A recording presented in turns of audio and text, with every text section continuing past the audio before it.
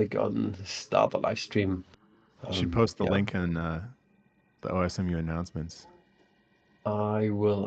1 second. There we go. I mean, we are now live on YouTube, so first things first, we need to have a microphone check so that we can figure out if people can hear us. Just type anything in the chat if you can hear us so that we can figure this out. Quickly need to post this announcement. So I'll prepare myself and install We those see you, we hear you. That's perfect. those earpods. Let me post this. Yes, send. There we go. So now it's in the announcements as well. Perfect, perfect. Okay. By the way, I cannot see anything on your screen. Scott, can you see anything?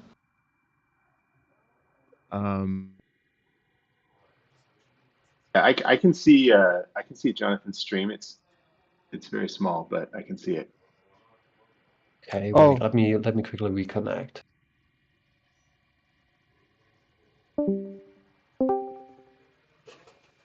There we go. So now I can see stuff.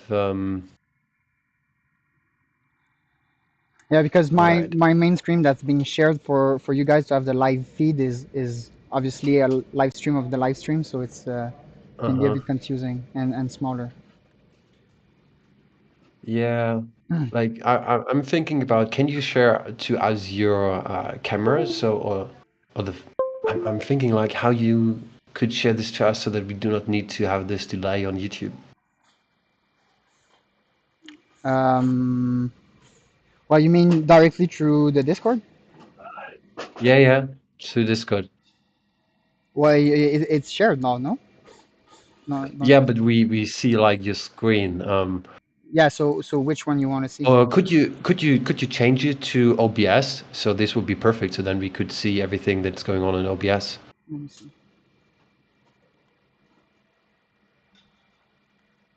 If I just have, instead of sharing the screen, I'll share you the software. I mean, that's fine. Yeah, that's great. That's live. That's better than with the delay. Okay, so all right, let me do like a quick introduction. So hello to everybody in the stream today. We really appreciate that you have tuned in today. Yeah, for all the people who don't know us, I'm One Clue. I'm just a curious dude in the World Wide Web doing some stuff about open source things, and we do have two awesome guests here with us today. We are also live streaming this to the channel of the DCentral, so if you don't know, just check it out. And Crypto Eyes, do me a favor, if you could post the link in the chat as well to DCentral, this would be amazing. To the both guests that you do have with us here today, would you love to introduce yourself correctly? Go ahead, Jonathan. Oh, thank you. So I'm Jonathan. I'm the founder and CEO of DCentral. We're a company that founded in 2016. Where essentially we see ourselves as a bridge between pleb miners and larger institutional miners. So we do have a lot of services that cover everything from every scale, mining services oriented. So you have ASIC repairs, ASIC hosting. We do have a lot of sales, and we have adapted products, especially for home mining. And this is one of the reasons and one of the paths that led us to the project like Bitaxe, which eventually led us to the great community Open Source Miners United, which I always call the mining hackers, really, because that's what hacking is all about. It's about figuring out how our stuff works and get our hands on and get the best of it. So yeah, that's it. Cool. Yeah, my name's Scott. I'm an electrical engineer by training and a Bitcoin hacker, Bitcoin mining hacker, part of the Open Source Miners United. I'm the instigator of the Bitaxe Project, which has since grown to include several amazing people, such as our host here, Want Clue, and yeah, I'm just absolutely fascinated by this whole industry and the technology and getting it out there and getting it open source and helping anyone who's interested in learning more about it to figure out what they want to do and help them do it. Amazing. Thank you guys for this quick introduction of yourself. So for all the people who haven't noticed this, we did a live stream about HP sniffing, so hashboard sniffing last week, similar to the same time of today. And if you haven't watched it, just check it out after the live stream today. We're trying to sniff a little bit on what's going on between the control board and the hashboard of an ASIC unit. And that's basically what we are trying to do today as well. We're trying to get a little bit of a deep dive into what's going on between those electronic devices. And yeah, that's really what we are trying to do. We got a tool here that Jonathan is pulling up on his screen. We will increase the size of this later on in the stream. Anything else that I'm missing here that we need to talk about we are doing? So that's essentially it. One precision is last week, and I did it on purpose. We had the S19J Pro. So now I figured, since we don't have a capture yet, or for what I know, of the S1995T, I guess Scott might be interested to know if this one is also version rolling, because that's the chip that came just after the 17 series. So it's interesting to see if there's going to be some differences there. We definitely see a difference in the footprint of the chip. So this one is more similar, the footprint, to a 1397 that we use in the Bitaxe 1397. So yeah, definitely curious about this one. So I heard just this morning from another guy who spends a lot of time working on this, a very, very interesting rumor. So like Jonathan mentioned, we discovered that the S19J Pro does version rolling, which is sort of an advanced technique for the ASIC chip itself to do.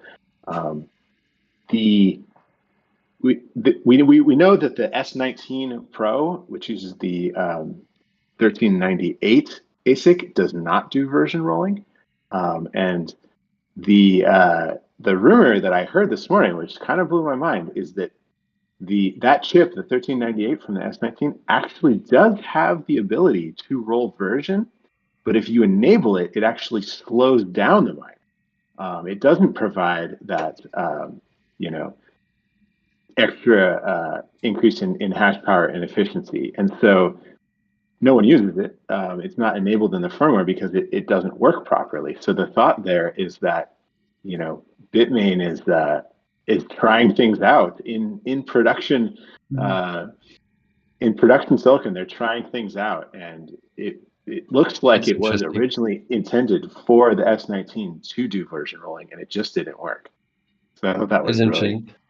I think that makes sense. Like, why wouldn't you use production units to test stuff out? Like, especially you're producing ASICs, Bitmain, they obviously have their own company who produces for them those ASIC chips.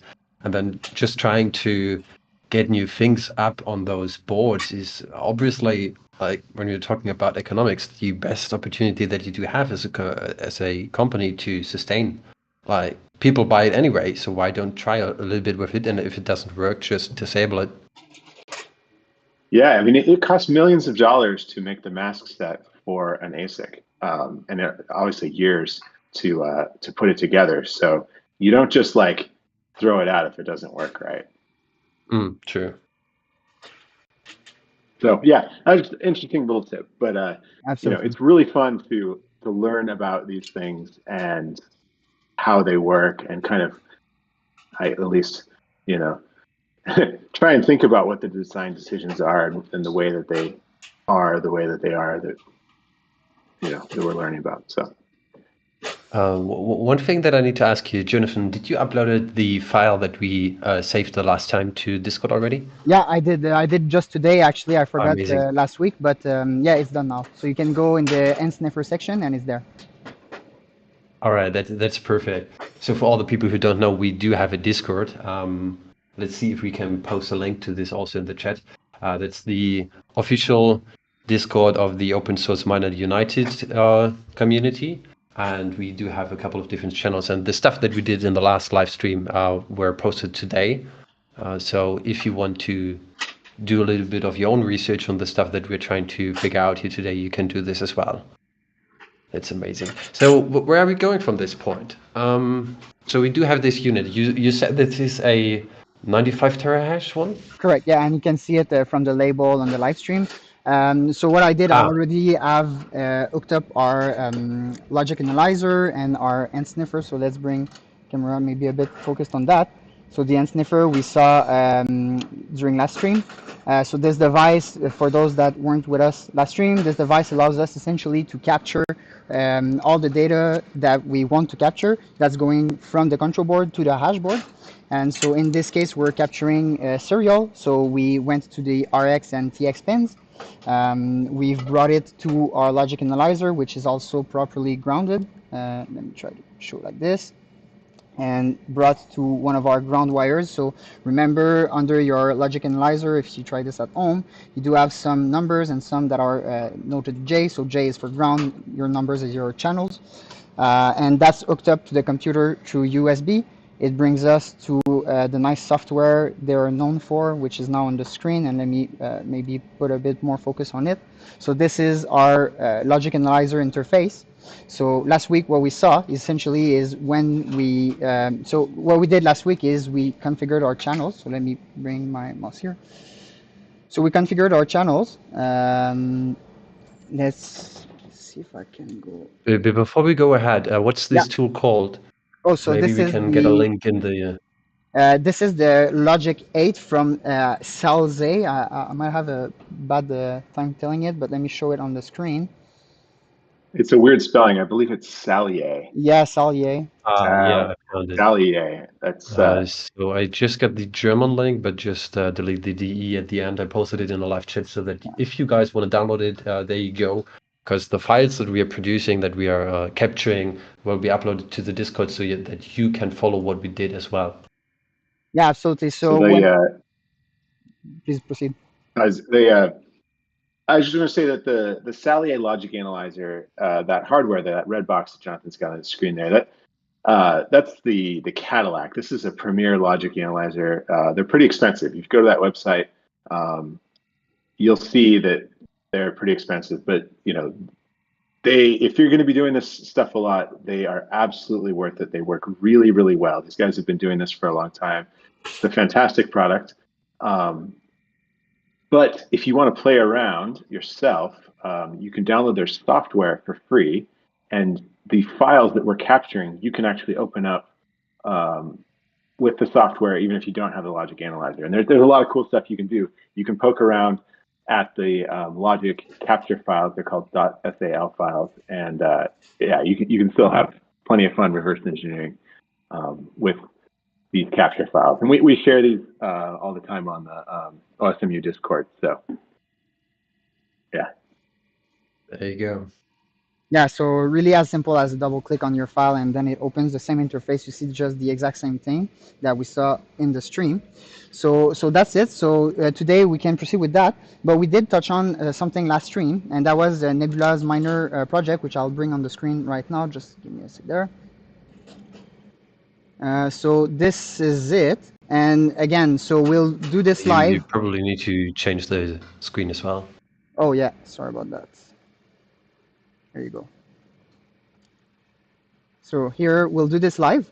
So it's going to be the first time I'm going to install such a program on the Logic software, and that we're going to use it in order to decode what's been already. So all the reverse engineering that Nebula Miner already done for us, that's going to allow us to interpret the data a bit more precisely. So yeah, let's go ahead and download the latest stable version. And I figure we might have to go to our software. So let's this one. I want to give a shout out to Nebula Miner who made this probably like 8 months ago. Nebula Miner was one of the first ever people to jump in and start talking with me about the Bitaxe project. Super cool dude, super smart dude. So yeah, if you're out there. So tell me, man. Scott, I guess the source file I'm going to extract into the repository of the software, right?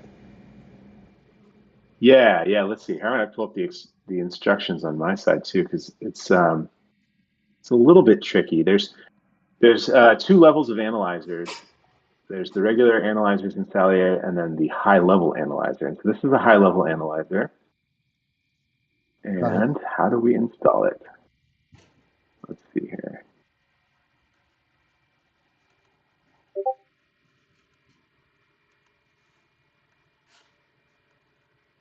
We do have a README document there. Let's see. By the way, the link to this GitHub repository is also in the chat. So if you guys are curious, you can download it as well and maybe just follow the steps that we are doing. Let me bring it back for now on the screen. So I think the key here is that this analyzer is going to run on top of the UART analyzer. So you want to have a trace up on your screen. Maybe you can pull up the one that we captured last time. Got it. And you'll want to run the regular serial, like async serial analyzers on that. And then I believe this high-level analyzer, you might be able to just open it from within the application, and it'll run on top of that. It's sort of a higher level analyzer.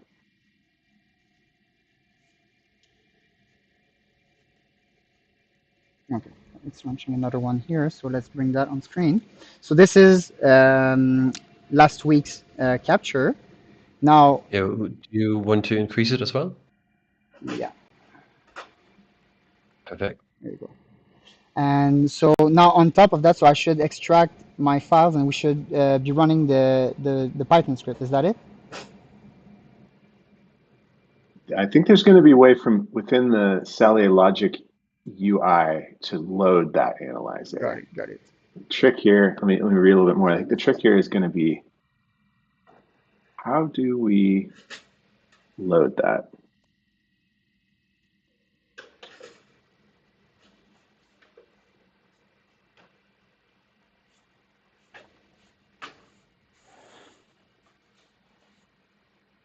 And by the way, guys, also feel free to comment or ask anything in the chat. We are trying to also get as much knowledge out here as possible. Obviously, we're talking about HB sniffing today, but if you have other questions, feel free to ask them. Yeah, and if anybody has any advice, since we're obviously very open to that, we're doing this live. We're figuring it out with all of you guys, so don't hesitate. Oh, extensions may be there. Very classic. I have to update my app. Let me just do that real quick. Well, I do have that field here. That looks like I think we're getting closer there. So we do have some, I guess, example of extensions there. So create an extension. Maybe we go there. It's an high-level one, so that's what we want. Additional information. We have the title. I don't think we want to create one. I don't know if we want to create one. We want to open an existing one. There's got to be a way to do this. I mean, there must be some sort of an import button or anything. Got it. Load the existing extension. So let's go ahead. There we go. Cool. I'll just remove the screen for a sec. Just might have some documents there. This, and I guess I'm going to be loading the extension.json. So let's bring back to the screen. And so what I did essentially, you didn't miss much on the screen. What I did is I just went to my folder. So I extracted the zip file from the GitHub, and I went to choose my extension here made by GPT Techno, which stands for, which is the same as a Nebula Miner, but on GitHub. So let's go ahead and, no, publish is not it. So I guess it's loaded now. Yeah, it's enabled. It's loaded. So we should be good to go. Sounds like we're pretty close. What happens if you close that window, and then there's got to be a way to run it. If we go to well, that's last week capture. So in that case, let's say we want to use that decoder on last week capture before going to that new one. Yeah, if you go to the Analyzers tab on the right side there, it's one of those icons on the right side of the window. Yeah, this one, I think, no? Oh, that's a marker. On the far right there. Isn't that one? Oh, yeah, I got it. Okay, and then go click on the plus in the upper right side of that next. Yeah. Oh, got it. Okay. Is it in there? Yeah, there we go. Got it. Protocol decoder. So last week what we did is we we listen to the serial, but now since we have an extension that's decoding, it's going to be listening to that same signal, but it's going to be interpreting it through that program. Is that it? This is my understanding. Let's give it a shot. Got it. All right. So okay, input analyzer. Okay, so you want to do, we'll I do guess, either clock. one of those. Yeah. Okay. So so that, I guess, is the clock frequency, right? So it is going to be 25 megahertz. We were at significantly lower than 25 megahertz, right? We were at we did this yesterday. We determined it. Wasn't it 1 megahertz? Oh yeah.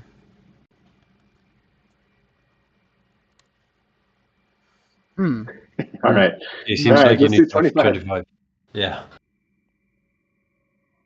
Well, I don't think 1 megahertz is going to be it based on the settings of the decoder. Should we try 25? I do know the crystals are 25 megahertz, especially on 1397. Now, oh, that's one thing. Yeah, you're totally right. Yes, that's what it is. The 25 megahertz crystal. Yeah, that's got to be what it means. Okay. And what I realize now is that if we want to do a demonstration of that decoder, I think we're going to have to go to one of those two models, because that's the mid-states information that he managed to capture and save in the decoder. So if we try to go ahead and with the BM1368 decoder now, well, it's possible it's using the same mid-states, I guess, but if it's not using, it's not going to be able to interpret, right? Yeah, this is a good point, right? So this analyzer is for the 1397 out of the S17. I don't think it's been updated for the 1366, or in our case, the 1362. Let's give it a shot. Put in 25 megahertz there for the clock frequency, and then select 1397, and then mid-states count. Let's try 1. I'm just curious what it's going to do here. All right. So we do have this here. Trigger view. So I think you may. So we started it on the async serial, the top one, the red channel there. So you might need to zoom out to a section that has some data. Oh, got it.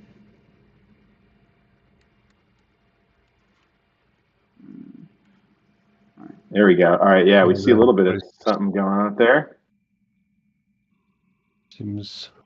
Yeah. Ah, just a work job. Yeah, as we expected. Super interesting. So this is an interesting thing. So, the source code for this high-level analyzer is on GitHub there, and it's written in Python, which is kind of cool. So the possibility to update this for the 1362, this seems very doable. Probably not on this live stream, but you can see what it's doing here, right? It's taking the bytes as decoded by the async serial analyzer, and it's actually making those into job packets, which you can see in sort of the yellow analyzer, high-level analyzer output up there. I think. Should we try this? Yeah, we can try on that one too. Okay. Yeah. I think that it's different. It's different because on the bottom there is the response from the ASIC, I believe, and it's a little bit different, but we can check it out.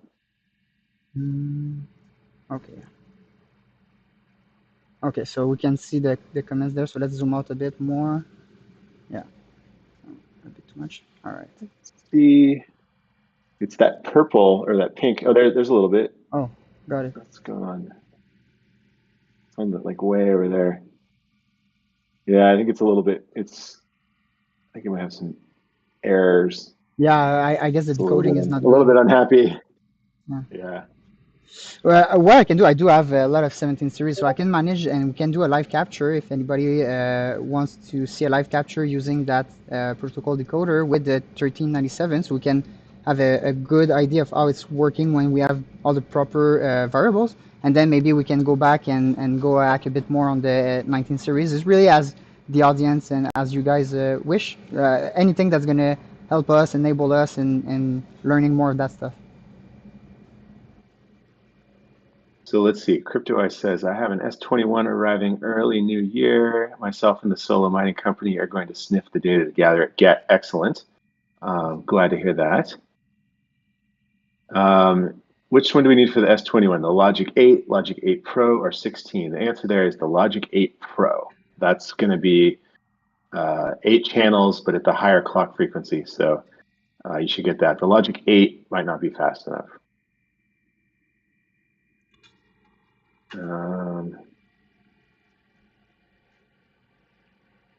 Okay.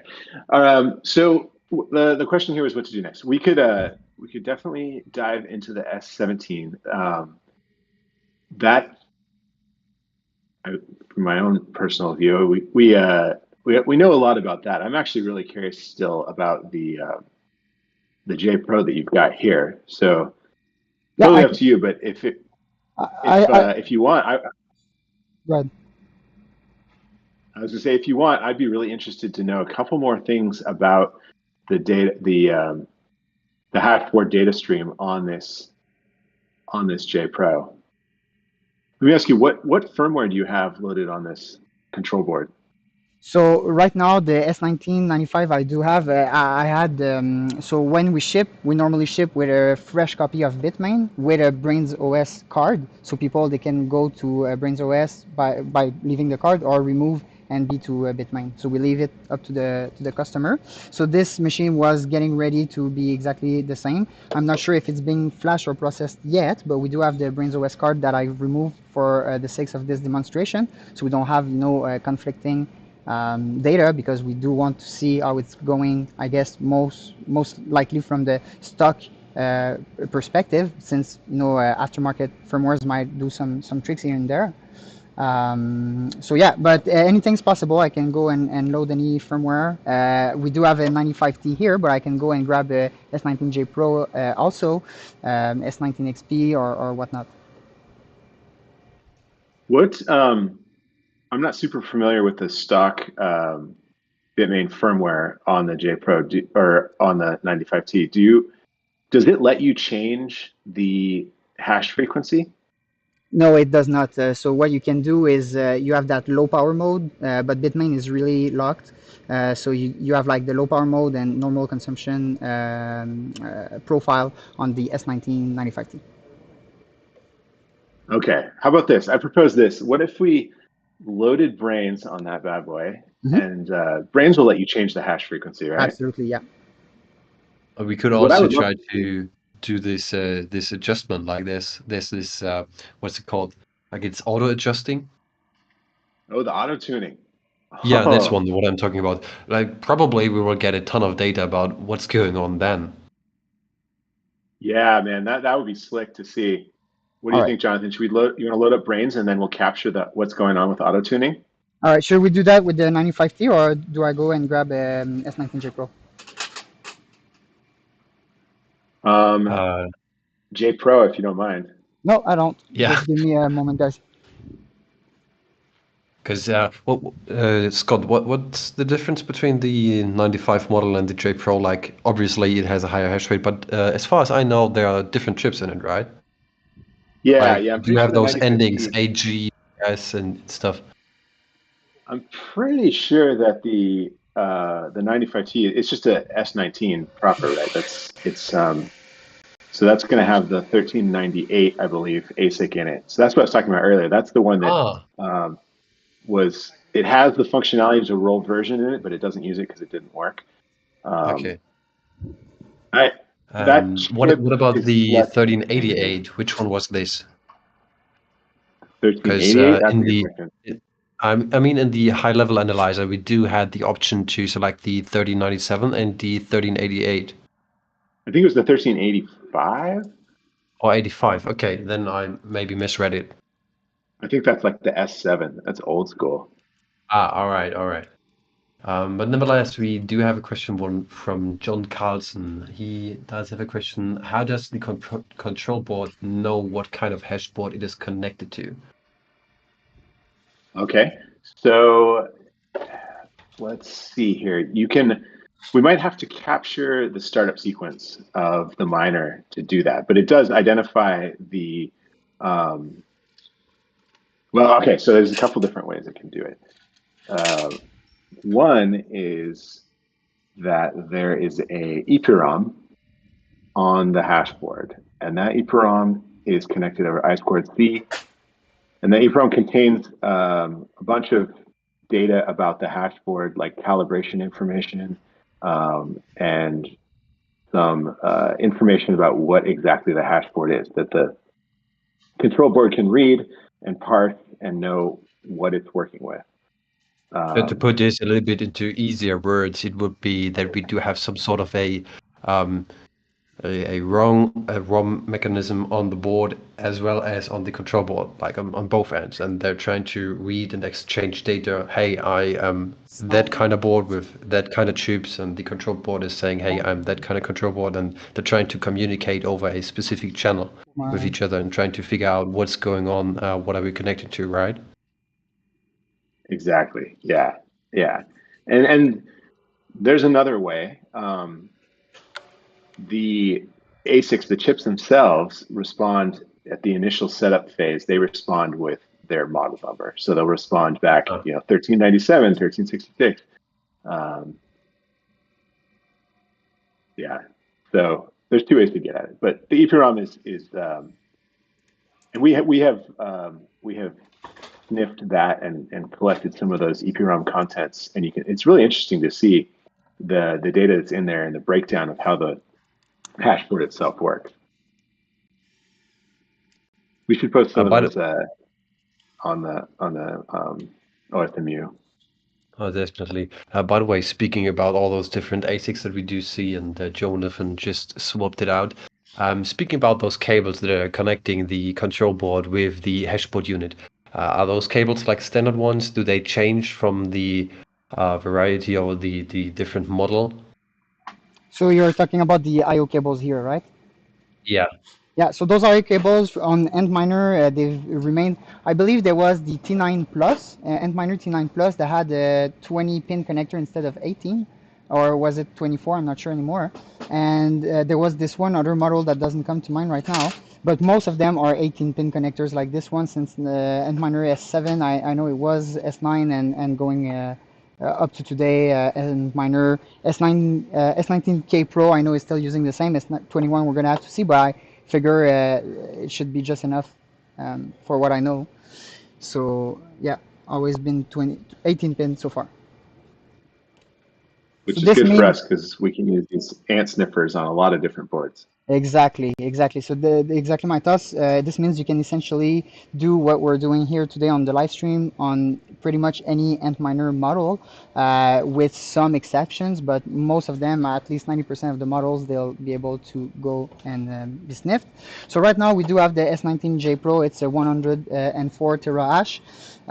It has a big old bone control board, which I don't like much, but we do have brains card compatible for it. So we'll see if it's able to do its job properly.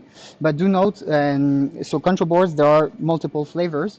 Let me see. So I do have one here. It's pretty dirty, but it still allows you to see.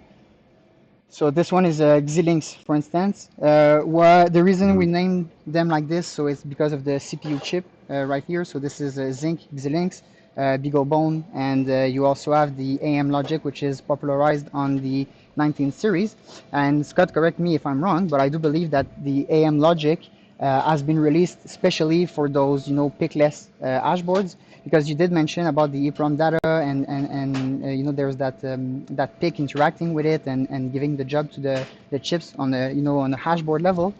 So if we go this one here, I'm not sure if it's exactly the board, but this one is a S19 from First Sight. And what I'm talking about here, so we do have the pick, which is this part here. And we can already see on the camera, but let me try to take a tool here to show this chip right there. This is the EEPROM. So this is the chip that contains the data Scott was referring to. So you can see it's super close to the I/O port. So essentially the communication goes here, goes through all those capacitors, everything, those diodes and stuff, does its magic, goes to the EEPROM and reads the data, gives the instruction to the PIC, and the PIC gives the instruction to the rest of the board.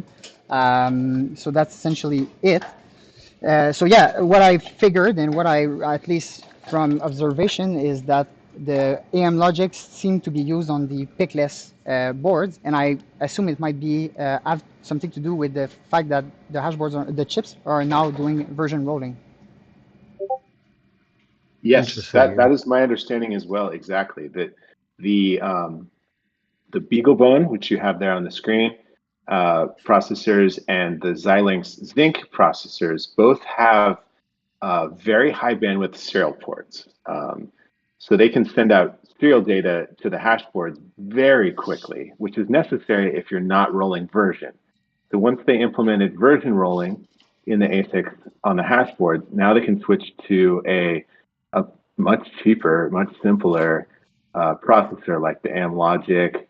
You'll also see some of the aftermarket hashboards like Brains has one and Epic has one, and they both use, I believe, ST based parts, which is going to be, it's the same class of device as the AM Logic. It's a Linux application, ARM A9 or something like that application processor, and it runs Linux, but it just doesn't have the insane serial port bandwidth that was needed earlier on before rolling version.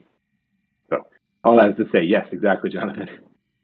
All right. So what I'm doing right now, I just restarted a session so we can have a fresh capture of that S19J Pro. I did input the BM1366 protocol decoder in there so we can see also, but don't expect anything. It might just be some Chinese to us, since the decoder might be missing some interpretations.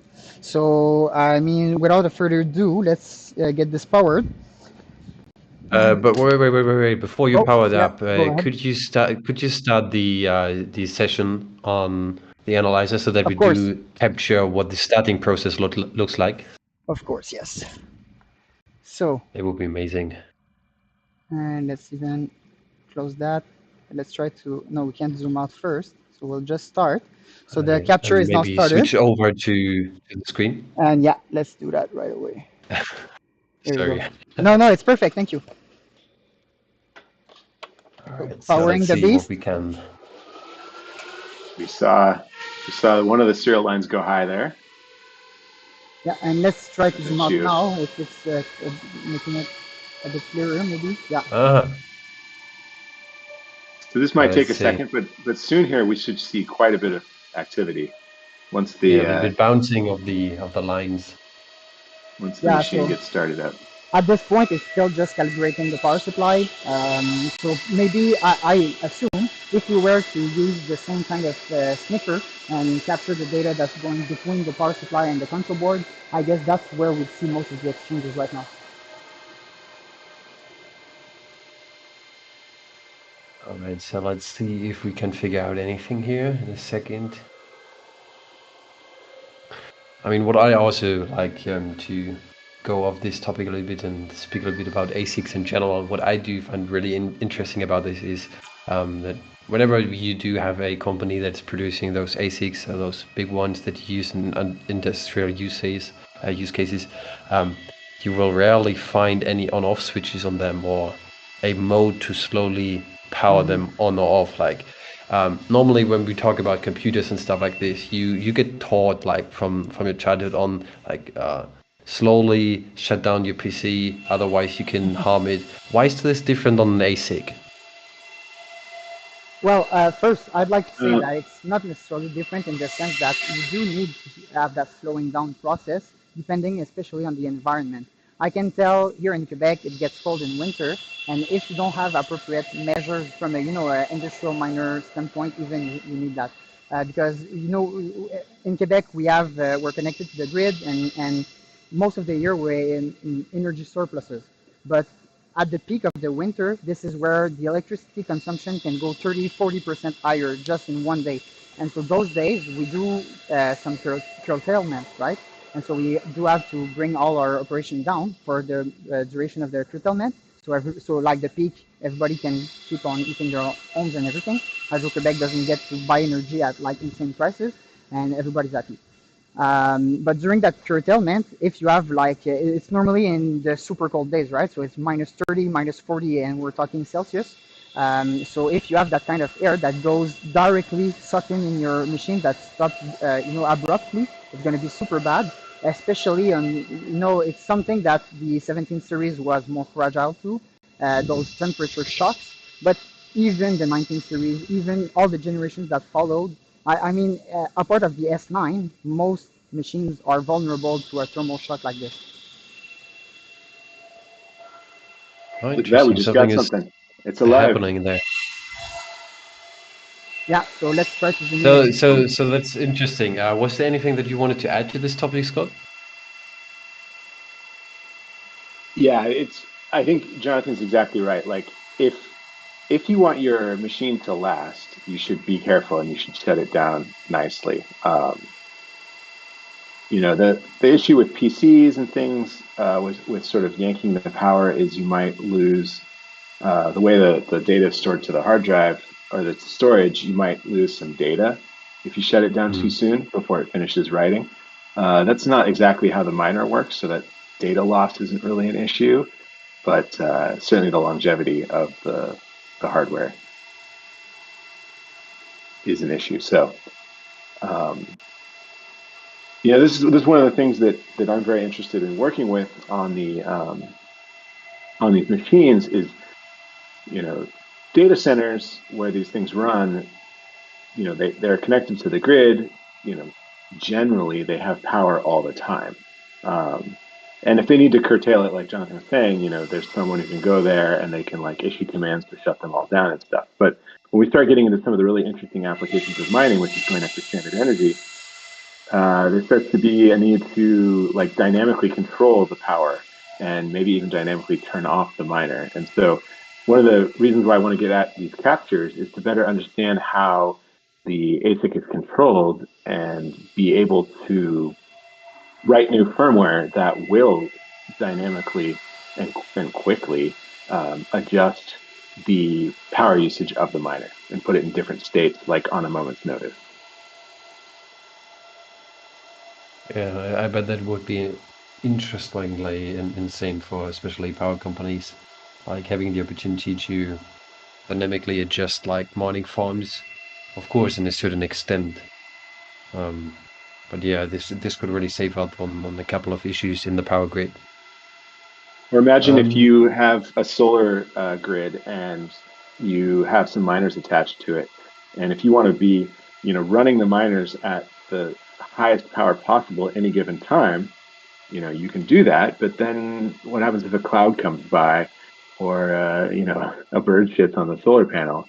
You might have the power be reduced pretty dramatically in a short amount of time, and so you don't want to just turn off the miners because there still is some power coming through the solar panels. So ideally, you could ramp them down to just the right point so they can still run, albeit at a slower hash frequency while the cloud is there. The cloud goes by, you ramp them back up. Or, at the end of the day, when the sun sets, you ramp down your miners along with it.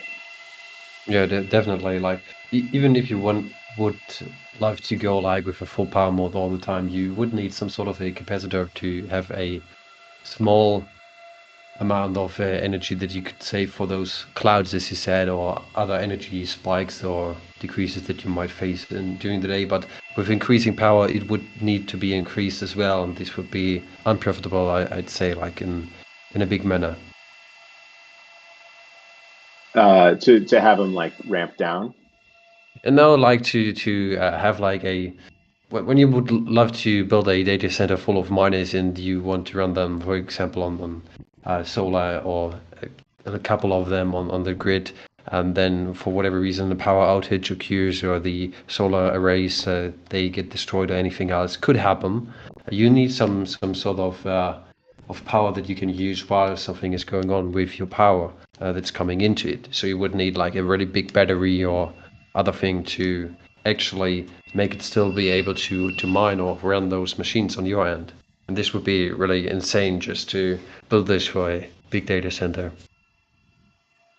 Yeah, certainly for the big farms that have a lot riding on continuing to hash all the time, because they have investments, they have sort of the what's it called, the depreciation of their hardware, and all these different sort of financial instruments that are really time dependent on getting that hash before the difficulty goes up. Yeah, they want to be running all the time, and so solar doesn't make quite as much sense. But for smaller operations, pleb miners, people going after stranded energy, which, you know, Jonathan talks about this a lot too, but like there's a lot of that out there. And the benefit to Bitcoin miners is that it's incredibly cheap, like incredibly cheap, because it's stranded, right? Like they can't use it really for anything else in a lot of these cases. And so Bitcoin miners are well suited to go in there and take advantage of this very cheap power. The side effect, the catch of this being that it's not consistent. So there might be times in which it's just unavailable. So that's kind of a downside, but the upside is that while it's on, you can hash for almost, you know, relatively low energy cost, which is profitable. Yeah, definitely. You will have some running costs, but yeah, nevertheless. Let's break on this topic and let's go back to the analyzer that we do have. We do see like 2 major spikes there and then a long time nothing. Is this machine hashing actually? Yeah, is it connected to a pool? So that's exactly what I'm looking for. I'm looking for the IP right now. So just give me one moment. But I do think that machine is probably a let's say brand new SD card. So it's probably not configured actually. It took me some time watching those exchanges. I was interested. I thought at first it might be just, you know, a different way to communicate for brains, but then I figured it might just not be hashing, and that's the case. Yeah, I believe like the first one is maybe the initial communication, and the second one like, hey, are you still there? Something like this probably. So the machine here, you can see is not hashing. So let's go configuration and let's go to Ben's tool. So we're still don't remember the exact URL, but here we have it. And this. By the way, if you guys are interested in a solo pool that you can use, check out the public pool. It's an open source pool that you can find on the link that I posted in the chat. It's open source. It is contributed and been developed by Ben, a well-established member of the OSMU. And yeah, we do have sometimes a little bit of an issue, but that's what it is, like running this, deploying this, getting this up and done and running is sometimes a little bit tricky, but we're working on it. Yeah, and Ben is doing really a great job. Insisting also on the fact that you made it available for everybody to download and run their own copies of the tool. So it allows you to like really OG solo mine and you know, maybe input some text in that Coinbase and all that stuff. So let's have here as a worker, you know, the Open Source Miners United donation address. Hopefully we find something. So let's just write F19 and here no password.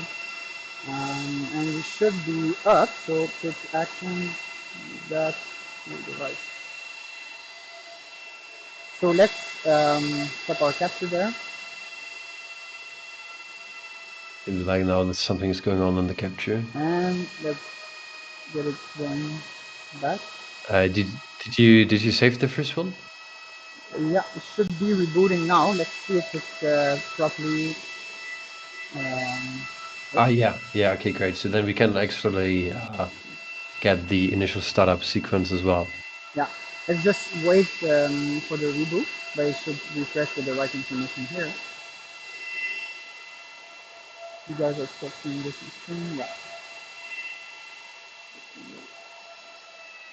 Oh yeah, I'm sorry, I have some keys on my numpad. I always forget about it. Sometimes when I type a number, I change the screen. Sorry about that.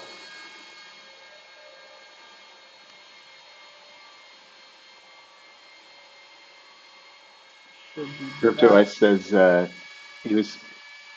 he has a really good point about making the ASICs last by immersing it, and that's a fantastic way to remove heat, which is probably one of the main things that wears down your machine. So any way that you can effectively remove as much heat as possible is going to extend the lifetime of your machine. And Crypto Ice has got a pretty impressive installation going on there. So we should do a tour of that sometime. It'd be pretty cool to see. Yeah, definitely. Like the way he's treating his stuff is insane. Just saying that. So we can see that we're alive. The pool is connected. We have our donation address here for Open Source Miners United. And you guys that are watching the stream, if you enjoy any of the content and you want to help the people working on that stuff, you can definitely make a donation at that address, or even maybe donate some hash rate if it finds a block. And so we're waiting right now on our unit. You can see it's running Brains OS. This is our dashboard. For those that never saw Brains OS dashboard, we have our mining model here. If we go and see the logs, you will see some of that stuff that Scott mentioned in the past, previously in the stream.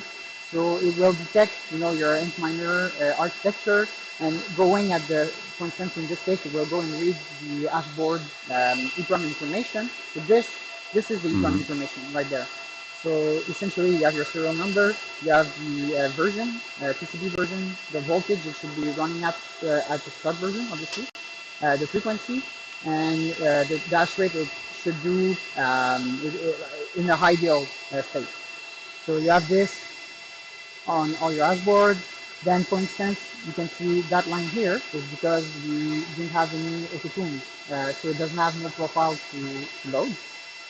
You can see it's loading our US miner, configuring the mid space, and if we move a bit more, it connects to, so you can see two connections here. Obviously, you have the DELPhi, it's a tool, and you have the actual connection to public tool here. And sometimes you do have that one in here, but don't mind that. That's no problem. They have a lot of backup servers running. So that's it for the logs. If we go back to our dashboard, we're getting hash rate now, so it's starting. Let's go back. Okay, so how does the analyzer look? Yeah, exactly. So here we have it so far. So I guess this is all the startup sequence right here, because we have our dashboards that are starting now. So I guess pretty shortly we should start to see some line here, or maybe we're too zoomed out. Let's give it. Is there any limit on this tool how long we can actually capture? Like, Scott, do you know this? There's that memory tab down in the lower right, which seems like it's doing fine. So, yeah, I think let's just let it rip. We'll see what we get here. By the way, speaking about ASIC and mining in general, maybe to the people that are a little bit OGs or came from back in the day, CPU and GPU mining, there's a thing in mining especially that's called a dev fee. Like whenever you use the software of someone, they apply some sort of a dev fee, so your miner is actually a certain percentage of time connecting to another pool, to another address, to have a dev fee. And what I was thinking about is, like, with all those ASICs, especially from Bitmain, do they still have a dev fee in their software implemented? I don't think that they still do, but who knows, right? It's not open source. We can't tell. We get these new updates. We don't know what's going on, but I don't think so.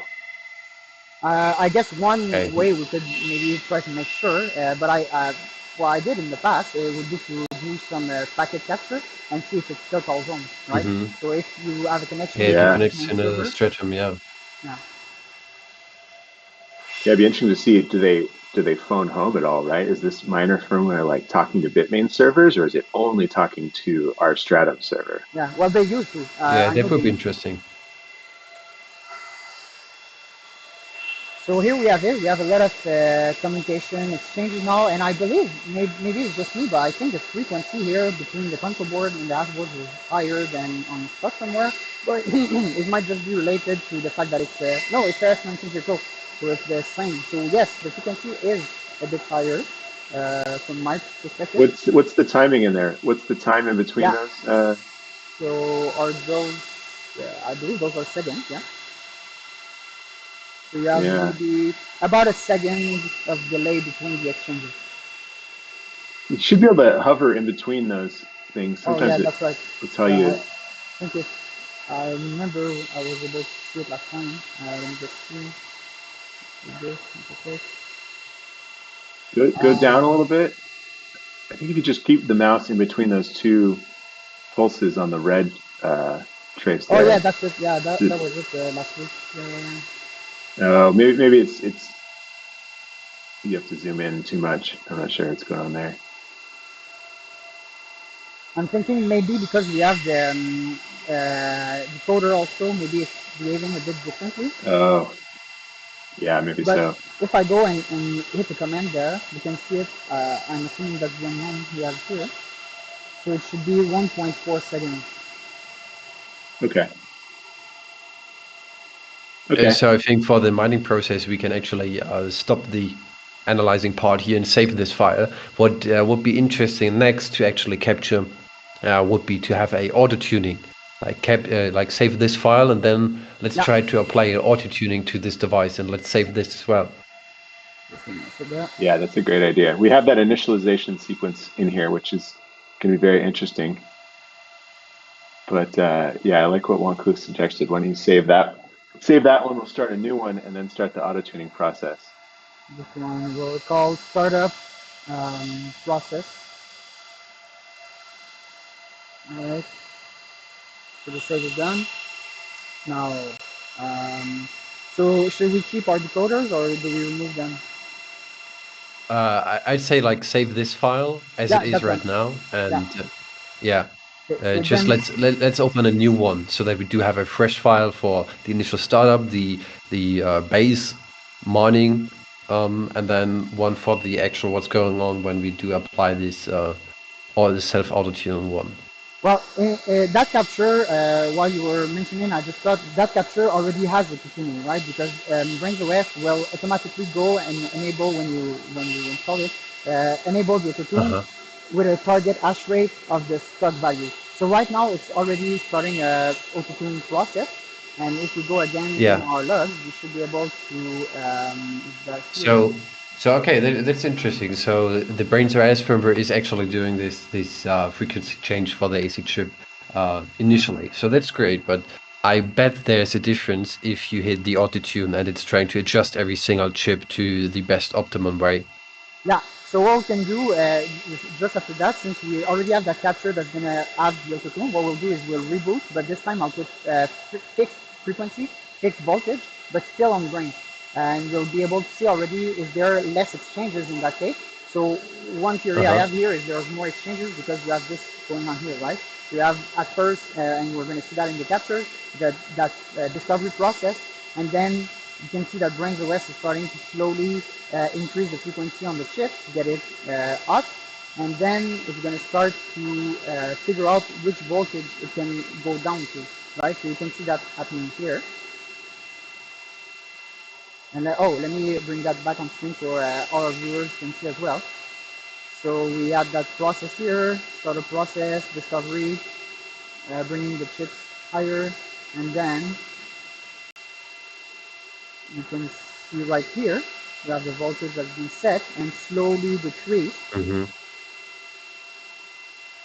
and it's trying So to that's figure out. interesting, but what's like the timing that this one is doing?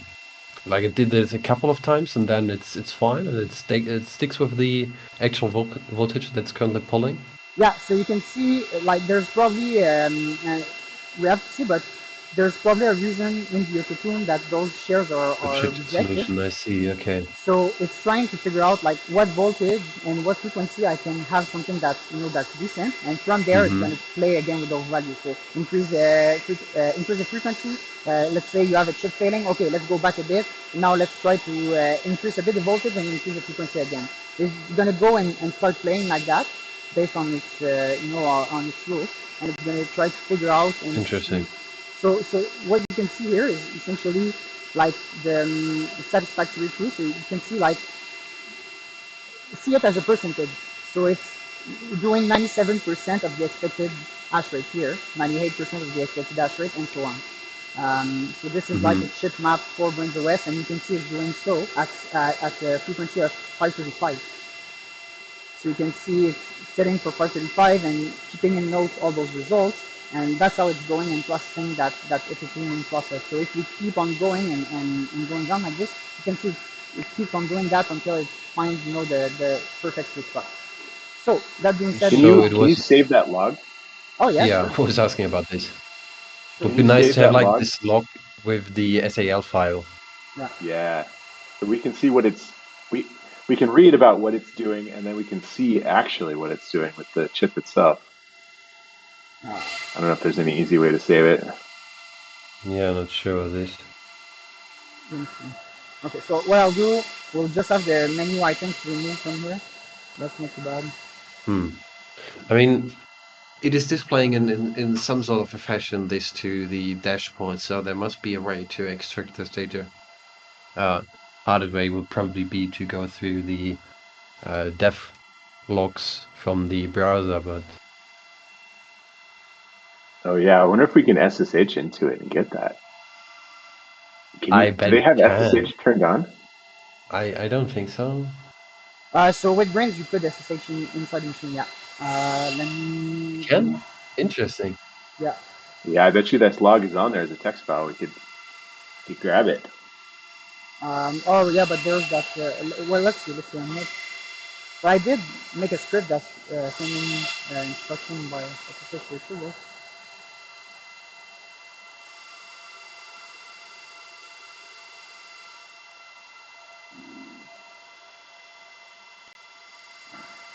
Okay, let's go ahead and try root. Yeah, we got it. Oh, look at that! All Okay, right. interesting. So I bet you this log is on there somewhere. But I did Where save logs are the. normally like. I did save the log, so we have it. That's all good. Oh, you did. Okay. Oh yeah. Okay. That's probably good enough. But that's what was the login was root, and what was the password? Oh, no password. No password. Oh, it Yeah. says right there. So There's I no root guess. password on the device. Yeah. But remember, this is an unconfigured card. So we just put directly the firmware version firmware there. So I do think if you set a password on your web interface, it's going to be the same password for your SSH connection. Okay. Oh, that's cool. All right, so let's close that. And okay, so let's try to see a capture. Now okay, so that's fine. Did you save the capture already? Yes, so the capture is saved, the logs are saved. So we have the first logs and the first capture that are going to be sent together in Open Source Miners United channel into the sniffer section. I'll put them Amazing. together, identified as such, and we'll have a second capture. We'll call it Brains OS fixed threat. So let's remove that auto-tune here. Now, we do have the default values, so let's go ahead and hit those, but we can come and play with those again a bit later. So let's try the Skot values first. So disabled, everything is fine, perfect. Let's save and apply. And Yeah, let's see what the serial sniffer is saying. yeah, I'll just wait a bit for the machine to, because I know it's going to try to reboot. I just wanted to unplug and replug, so we have the full capture that's not corrupted by the previous capture. All right, let's go.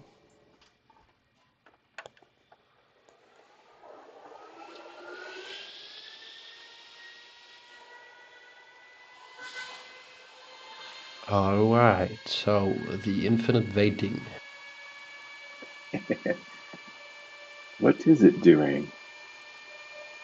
Like, I'm really curious, like, how does the sequence look like for actually setting to the ASIC, hey, slow down a little bit.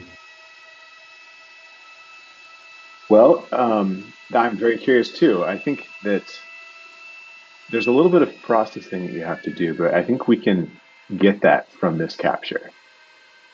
We can break it down into those packets. Remember, from last time we talked about this, each packet starts with 55AA, and then there's some data in there, and then it has a checksum at the end. And so we can break it up into individual packets and look for patterns in there. And one of them is going to be a command to the chip to change its frequency. Like, how are we currently doing this on the Bitaxe? Like, I know we are capable of changing the frequency and the voltage weight. It was a process just like this. We looked at the XP very carefully, and well, actually, we started with the F17, but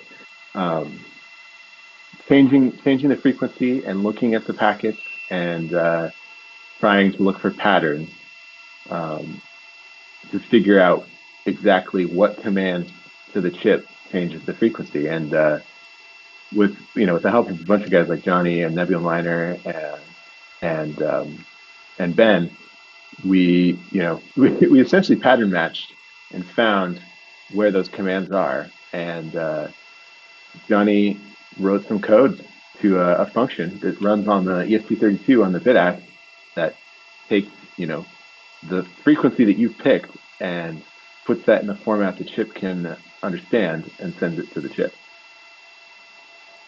So one of the things that's really weird, though, is on the 1366, and I hope what we're going to find out here for the 1362, is that, let's say you're running at 100 megahertz, which is really slow, and you want to go up to 800 megahertz, which is really fast.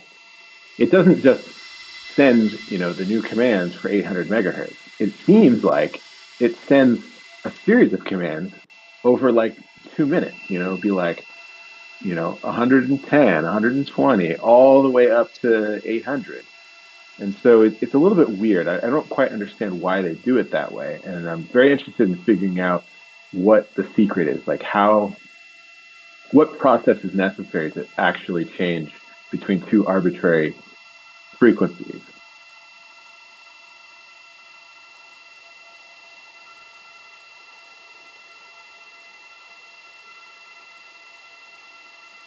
By the way, one thing that I am interested in as well is when we do change in the brains OS the frequency, do we have to reboot the device, or can we do this while it is online?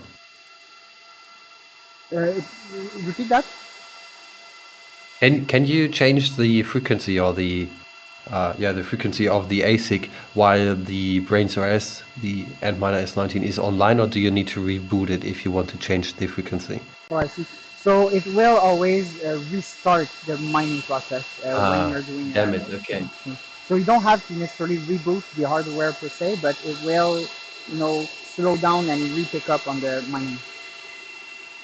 Okay, so my guess from this is the ASIC chip that is soldered onto this will start at a base clock that is like hardly pressed on this chip, and then by software you can gently increase it. It's my guess from what I'm hearing right now. Like, if you need to reboot it all the time, you do not have this sort of mid state where the ASIC actually can understand I'm at this frequency, and the next time when I power on or when a new command is coming in, I can change it.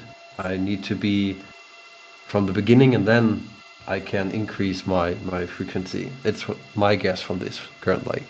My understanding is the speed is not the chip itself won't give itself or keep in mind its speed.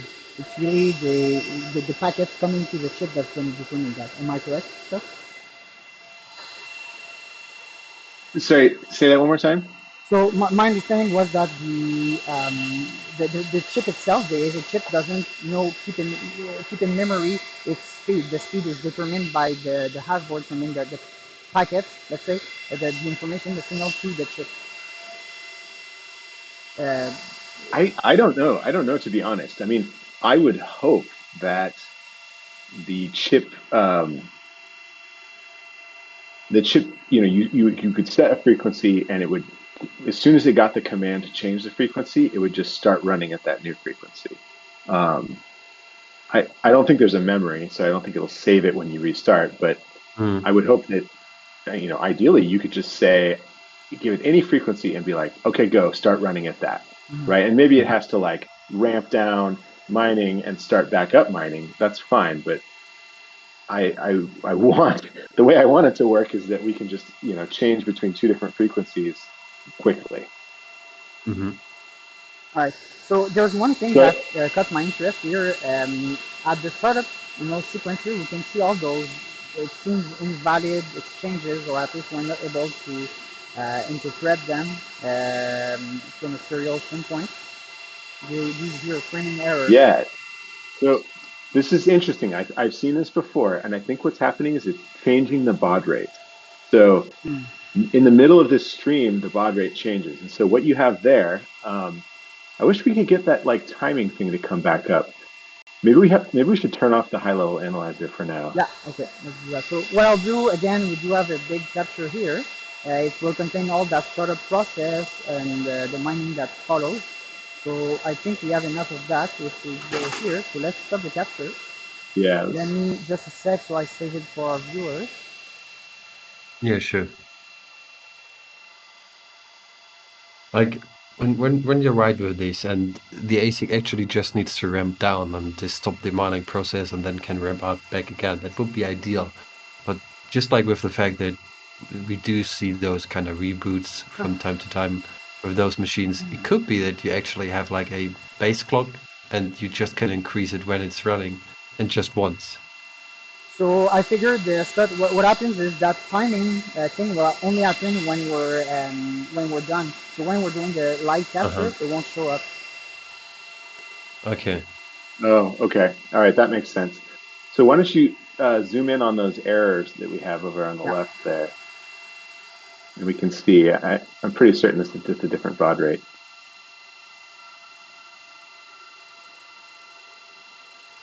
So what is that? That's what does it say? Oh, there you go. It's 115.2K. So that's, it's a much slower baud rate. So you could change the baud rate on the analyzer to 115.2K, and it would decode that properly if you want. Of course, then it won't be right for the second half, but we can see the initial part here, which would be cool because I think that we'll be able to see it respond with 1362. Can I just add, let's say, even if you have that capture already? Actually, no, if you go, sorry, no, don't add another one. Do cancel and go to async serial. If you hover over async serial right there and then go to the three dots on the right and do edit. Yeah, then we can change the baud rate. So let's remember that we had 3125. Okay, so do 115200. 115200. Is that it? Yeah. That's, oh yeah, There we go. Yeah.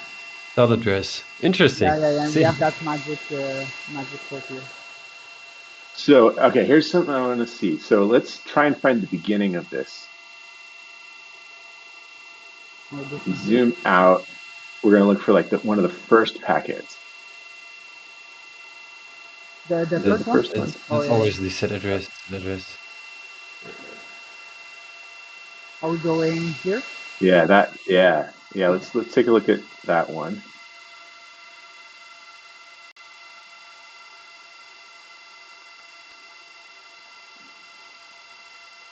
Zoom a little more. Right, register chip. Okay. Okay, that's not it. So if you go to the right, there's a little button. Hover over that same channel you're on, and then there's over the red channel, the trace. That's going to be different. Okay, yeah, there. So see that little button? It's right in the middle of the trace. Yeah, there. Click on that. I think that'll zoom you to the next packet. Yeah. Okay, what do we have here? 5109. Okay, that's not it. Let's go to the next one. 5109. Okay, next. Okay, right.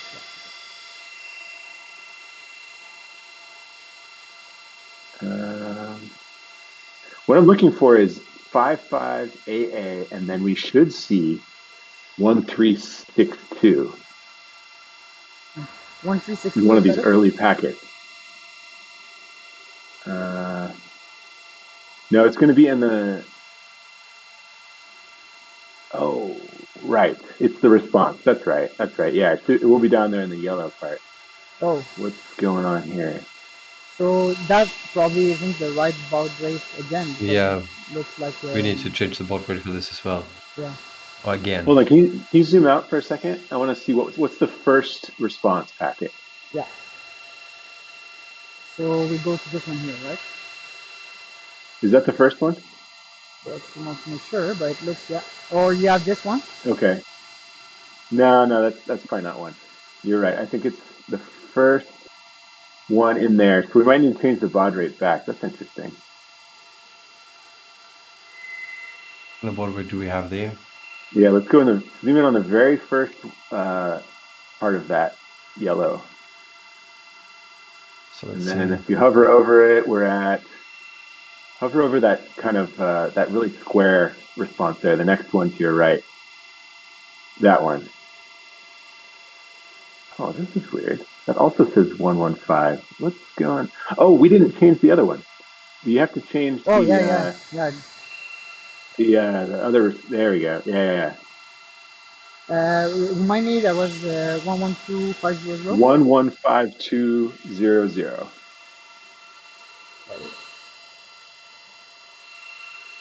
Yeah. Okay. All right. 1362. Yes, we have it. That's the model number of the ASIC. That's exciting. So that right there is the first response from the chip saying, hello, I'm here.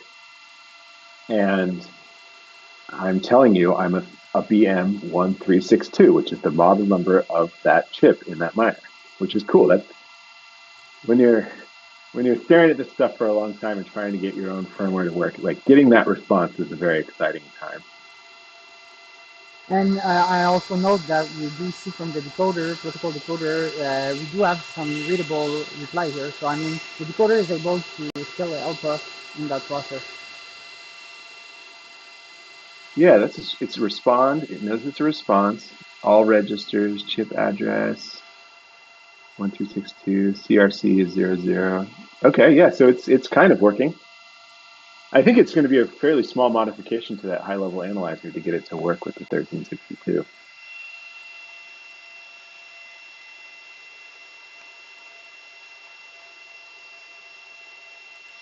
So what I'll do, I'll just shut down the unit that's running right now, since we're looking at saved captures. That's going to be better on the ears. Yeah, sorry, you're standing there next to that machine. Yeah. And I guess the sound for I think we do have. I think we do have enough capture. Like you should be able to just put it off. Or do we need anything else? Like, well, so do we have a capture of the frequency changing? We do have this with the first capture that we did because it was auto tuning. Yeah, exactly. The only issue is we do not know when it was auto tuning. Like, we need to verify the log with the serial output. One thing that would be useful, and you can tell me if you want to do this or not, Jonathan, because you're in the mine here. It would be cool to get a capture where we're at a known frequency, and then you change it to another known frequency. Got it. Yeah. Does that make sense? Like, yeah. So that we can then go look at the trace and be like, okay, we know that Jonathan set it to 400 megahertz or whatever, and we can look and see where is that actually 400 megahertz show up. Yeah, sounds good. Let's do this. So I believe this capture was, and okay, so let's power back the machine and we'll be able to note down the exact configuration. But I believe it was 545 megahertz. Okay. And I will quickly excuse myself. I will be right back. All right. So let's go to our interface and wait for that unit.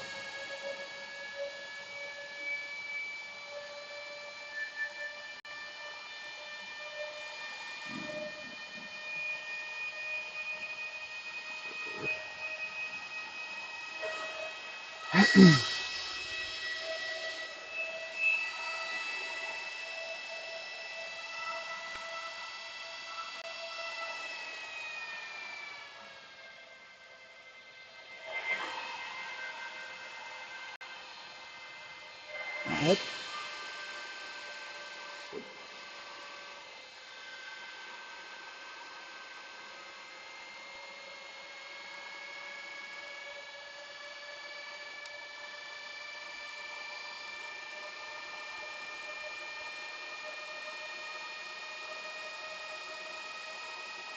All right, so we can take a note here. It's 545 megahertz, and it was 13.53 volts.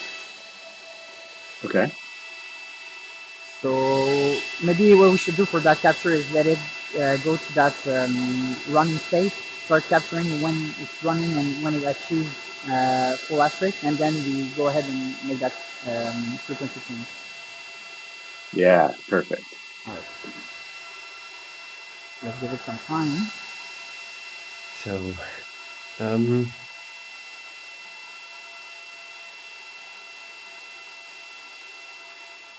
the way, where do we have the channel for the SAL files? If the end sniffer, I believe it's down in the list of the Discord server. Ah, in Sniffer, there we go. It's all the way down. All right. Yeah, yeah.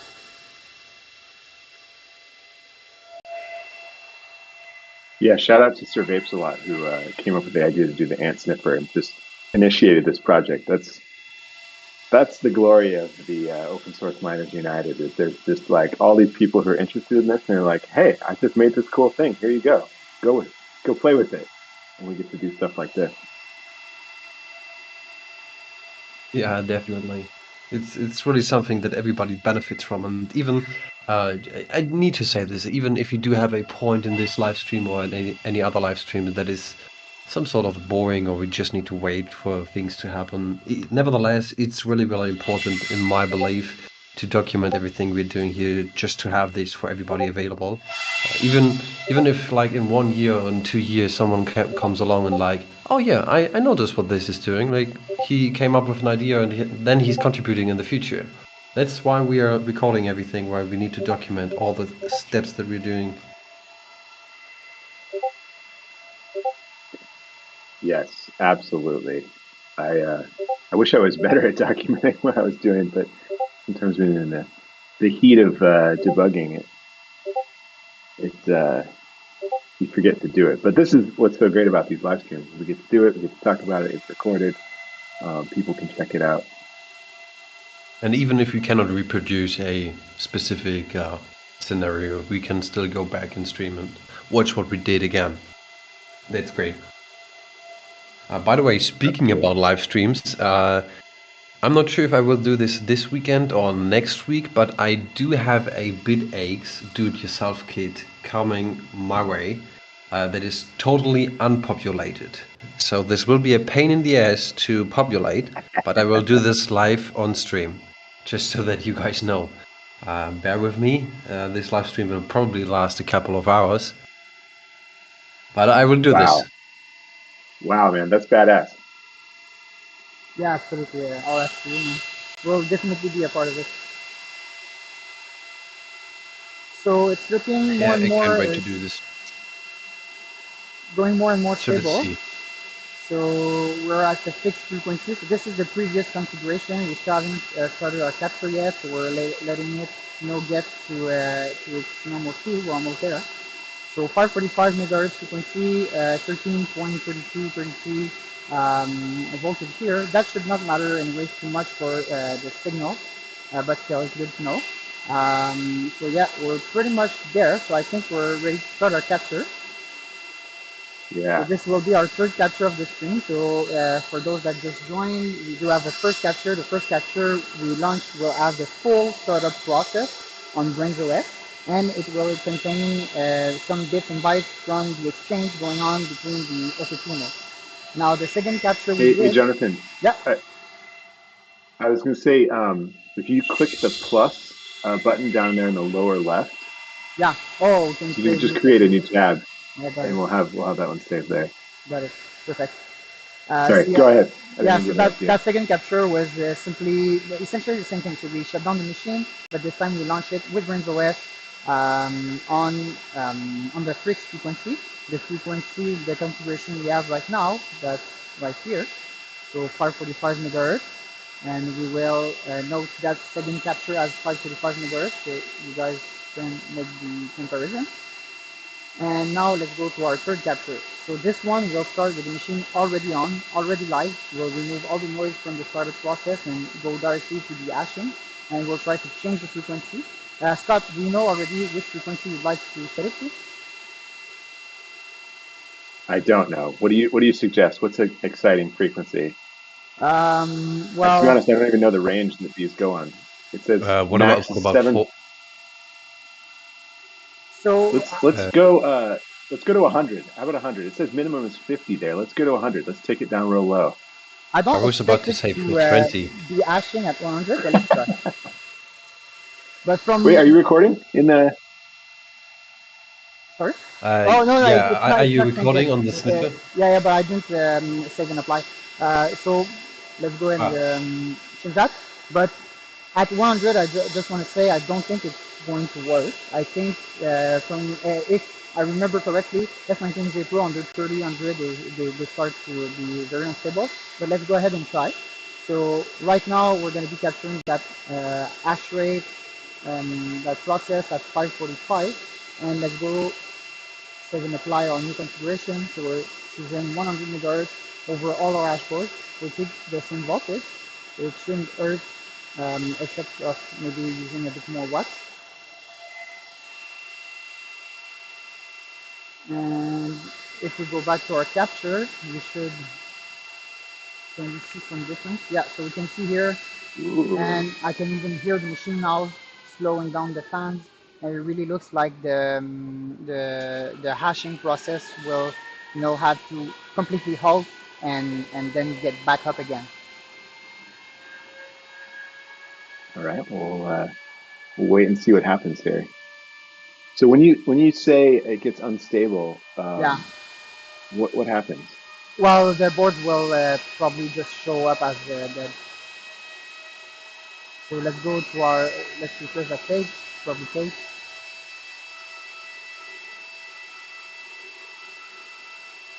Go to our log and see what happens there.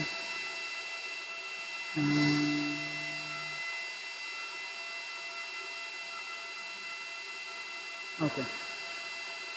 So we discover our chip, setting it to 50, going to 100, and you can see it's still trying to that's or is that the two actually?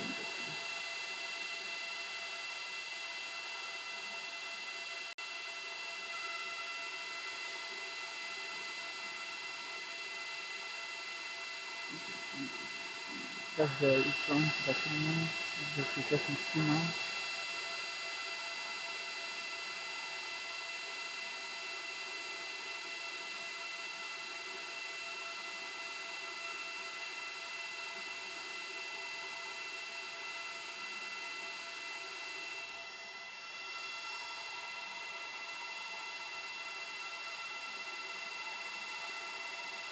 Okay, let's give it some time.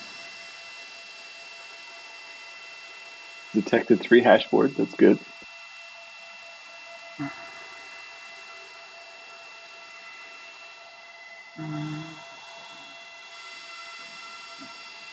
Doesn't work.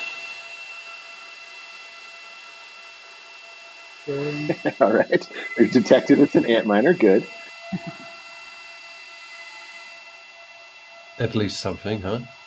By the way, Crypto Ice is saying in the chat that on BlackOS firmware the alt on the frequency system does not change anything and it's on the fly while it's hashing. So we definitely need to check BlackOS somewhere in the future out. Yeah, Bitsoft definitely did some very great work on the firmware, and I'm hearing more and more positive feedback on it. We still have to do a bit of research on it, but it's looking like a solid firmware. Yeah.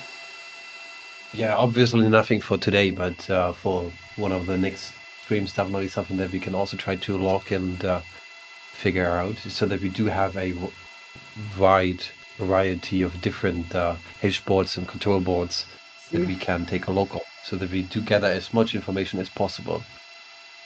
So to me, it's looking like that idea. we're in the loop right now, so we're not able to. like every time it gets to that detection process, then it starts again for some reason. Because Right, so it's, it's not, it doesn't it's like not, the 100 yeah, it's not the megahertz, same right? timestamp. So let's go ahead and Go try go with go 200. with go with 420. Yeah, let's go with 420. That's always a crowd pleaser. Yeah. All right. So we're still Let's see. capturing right now. So you I guys I at home will be able to I was capture about also. to say just do a new capture, but yeah, Oh, if you still capture, that's also fine. So so there was the for quick information, spin down. yeah. So if you use that third capture, you might want to split it in two in your mind and have, at about 240, so let's say 4 minutes mark, we change back to 300, 420 megahertz. All right, little miner. Let's see how you like 420. Because it was at 545 before, so this isn't a Yeah. very big Yeah. change. Yeah, and I know S19J Pro, so This is they're, especially when you're using the electric tuner, they're good to go down, let's say, 1,600 watts with their three Hashboard. mhm. So, and you're going to be nearing the 300 megahertz at that point. I mean, it's not that much of a difference of the frequency, but it is hopefully at least enough for us to see what's going on. I hope so, at least. Let's see. This looks better. Failed to connect. Okay. Yeah, we're Trying getting to do farther. start on the two. Yeah. Does it like it or no? Well, we did go farther, so I think we're already Okay, making that's more. good. Yeah. So now it's talking to the 7 there. Okay, good.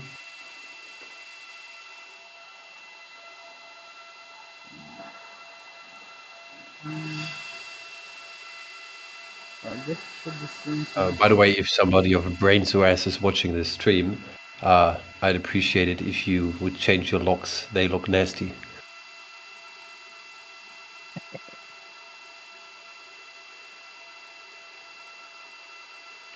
Well, one thing I sure would love from an ASIC repair standpoint, it's something that Zimish I think has an interface that makes it a bit more comprehensive. Is the chip map. Hmm. Some people might be used to them, but you have that like very comprehensive chip map that's looking just like your dashboard. You have your chips in red, green, yellow, so it makes it super comprehensible where you have some issues or where you have some chips that are a bit weaker than others. Obviously, from a repair standpoint, it's super nice, but it's nothing you can deal with. So for Brains OS, what we did is we essentially made a script that's going to go and get those readings directly from the SSH and from the, what do you call the other API. Hmm. So you're just going to grab that data and interpret your own chip map. But yeah, it would be nice to have it in a comprehensive way directly into the interface. And I'm sure even mining customers would love to be able to just from a glance know the health of their units instead of trying to interpret all those logs. With that said, we can see we're definitely much farther. So I waited a bit to refresh because I knew we were already making some So progress. this is also a thing. Sorry to interrupt you, but this is not a live lock, right? So we need to refresh it all the time, right? Yeah, correct. That's another thing. The Yeah. logs Okay. aren't in real time. You always have to refresh to see the last version, the last capture of the log. So we can Okay, see. nevertheless, but speaking about this, did I saw this right? That so we locked the frequency of the ASIC, but it is still adjusting the voltage it's applying to it, right? Yeah. So at the startup process, you always have that, that kind of balancing act So where it's going to why first. I'm asking this, so to if I interrupt you again, but why I'm asking this is like, um, it it tickles a little bit in me. Like, sure, we want to figure out how this process of actually changing the frequency is going on, um, but I do have like a feeling that while BrainOS in the backend is doing this adjustment of the voltage, could also interfere with us understanding how this actually works. Like we do not apply one single voltage and one single frequency. We just apply the frequency, and BrainOS is trying to figure out what kind of voltage is the best to use. So this could be an issue for us. Well, it's not necessarily, it's not that it's trying to figure out the voltage more than there's a boot up process. And you can see here, Uh-huh. for instance, that Brains OS has, let's say, some different tasks, some different task lists, let's say. And depending on the conditions, it will do a bit of a if this, then that, right? So if temperature is too Mm-hmm. cold, then override that fixed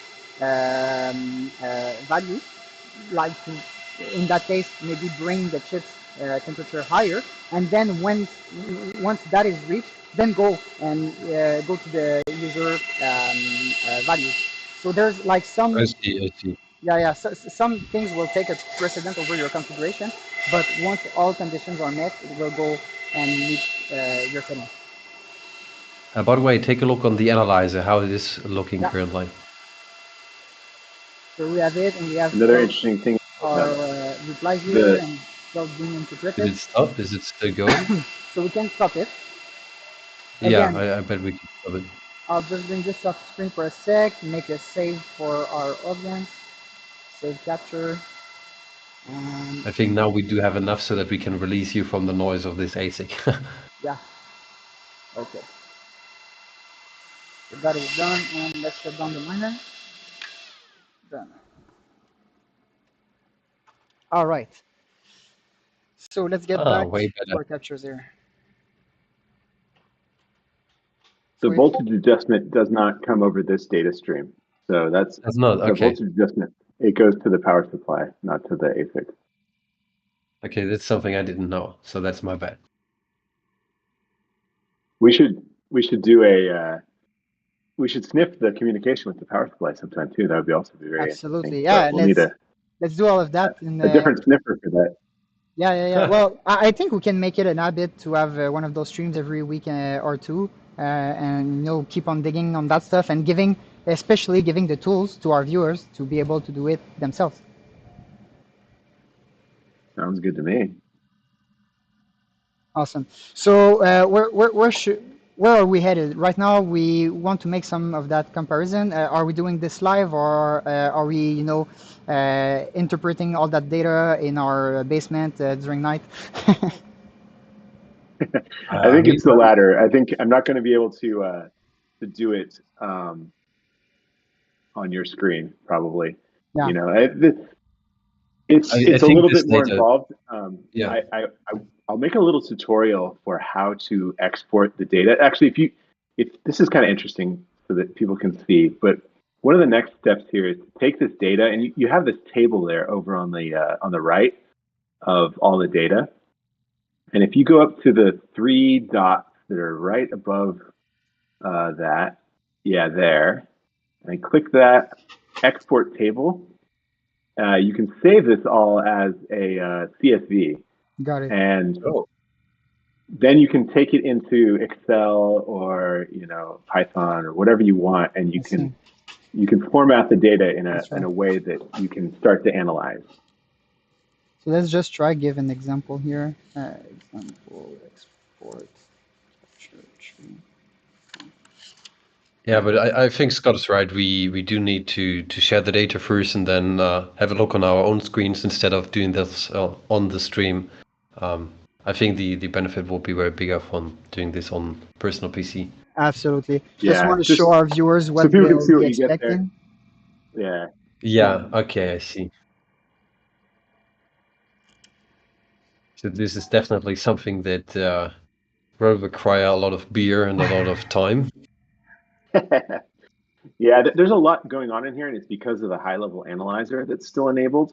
If you didn't have Nebula Miner's high-level analyzer in there, you would just get those first 1, 2, 3, 4, 5 columns, which makes it a little bit simpler. But yeah, you can see what's coming out of the async serial decoder there, and those hex bytes in the data column you can use to look at what's actually going on and start to try and pick out where are the frequency adjustments in there. Got it. All right, so I guess that's going to be it for today, and we'll so next week, one clue, you're doing your live stream, is that it? So you're live building? I'm not sure when I will do this, but I'm definitely up for the idea of having this live stream, this HP sniffing session, weekly or every 2 weeks, like whatever fits both of you the best. But I'm really up to it. But I guess we will figure this out off stream. Absolutely. But yeah, I don't think there's anything more for us to do right now. Like I'm not sure. Do you guys in This the is chat? good. This Do you is have any questions? Oh yeah. We gotta wait a second. Go ahead. for that. Sorry. That's fine. Yeah, they can write down their questions if they do have some. Otherwise, we will just slow the stream down and get to an end, I believe. Sorry for interrupting. Very cool, guys. Go ahead. Yeah, I was just gonna say, very cool, guys. I think we got a lot of interesting stuff out of this. It's really cool to see the J Pro. I've never had a chance to look at one of these. So thanks, Jonathan, for sitting next to this thing and capturing all this data. And I'm excited. I know Johnny was looking at our captures from last time. He's been looking at them too because he does a lot of work on the firmware side and creating the firmware for the Bitaxe. And this stuff is incredibly useful for reverse engineering and creating that stuff. For sure, that is the goal. So one of our objectives, obviously, when we have some time, is to capture, every known Hashboard models and share all those captures with all of you guys on Open Source Miners United. We'll probably post them also on our GitHub, so everybody can go and grab those and do whatever magic they want. We ourselves have another project that's similar to Bitaxe, which is to make our own Hashboard, open source Hashboard tester. It's been a while we have this project in mind, and we're not missing too many parts. Most of the parts we're missing are actually on screen right now. So yeah, super interested to keep on digging up and bringing all of that stuff to you guys and see what magic people are going to come up with, because I'm sure there's a lot of creativity that's going to come from all those resources. So I can't wait to see what our audience will create from that. Yeah, So I can't imagine as well. It's insane.